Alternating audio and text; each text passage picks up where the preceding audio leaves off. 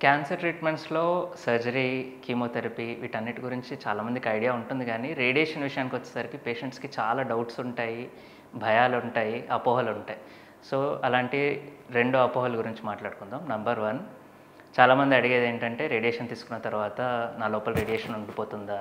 నేను చిన్న పిల్లల చుట్టూ తిరగొచ్చా? దానివల్ల వాళ్ళకేమైనా ఎఫెక్ట్ అవుతుందా? నా ఇంట్లో వాళ్ళకేమైనా రేడియేషన్ ఎఫెక్ట్ అవుతుందా? అని మెయిన్ క్వెషన్ చాలా ఉంటుంది. Simple answer no. ఆ రేడియేషన్ రూమ్‌లో ఏదైతే ట్రీట్మెంట్ ఇస్తామో, అందులోంచి బయటికొచ్చాక పేషెంట్ హ్యాస్ జీరో రిస్క్ అనమాట. పేషెంట్ నుంచి ఏ రేడియేషన్ కూడా బయటికి రాదు. ఓన్లీ ఆ రూమ్‌లో ఉన్నప్పుడు ట్రీట్మెంట్ మెషిన్ ఆన్ ఉన్నప్పుడు మాత్రమే రేడియేషన్ అనేది పేషెంట్‌కి ఇవ్వడం జరుగుతుంది.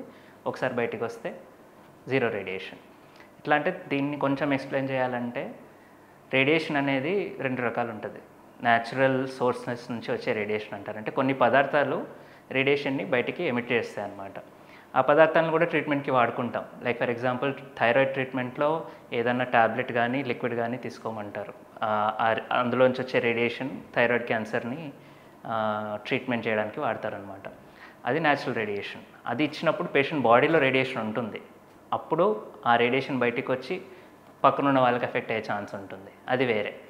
అలాగే ప్రోస్టేట్ బ్రేకిథెరపీ అని అందులో ఒకటుంటుంది. అందులో ఏంటంటే ఆ బ్రేకిథెరపీ చిన్న చిన్న మెటల్ సీడ్స్ ఉంటాయి.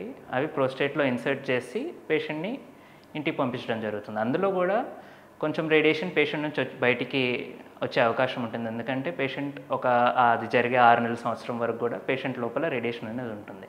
కానీ మనం క్యాన్సర్‌కి జనరల్‌గా ఇచ్చే రేడియేషన్ థెరపీ అనే మనం వాడుకునే టర్మ్‌లో మాత్రం ఇలాంటిదేం జరగదు. ఇదంతా మేము యూజ్ చేసేది ఆర్టిఫిషియల్ రేడియేషన్. అంటే ఎక్స్‌రేస్ తీసుకొని ఉంటారు. సిటీ స్కాన్ గానీ, చెస్ట్ ఎక్స్‌రే గానీ తీసుకొని ఉంటారు.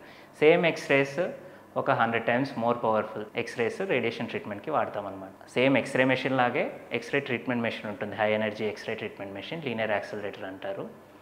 సో, ఆ ట్రీట్మెంట్ మెషిన్ పైన పేషెంట్‌ని పడుకోబెట్టి ఓపెన్ చేసినప్పుడు మాత్రమే రేడియేషన్ అనేది మనం అనుకున్న చోటికి పేషెంట్‌లోకి వెళ్తుంది. ఒకసారి మెషిన్ ఆఫ్ చేసేసి పేషెంట్‌ని బయటికి తీసుకొస్తే నో రేడియేషన్. సేఫ్‌గా పిల్లల చుట్టూ ఉండొచ్చు, ఎవరి చుట్టూ అయినా ఉండొచ్చు. ఆ పేషెంట్ ఏమీ రేడియేషన్ రిస్క్ కాదు.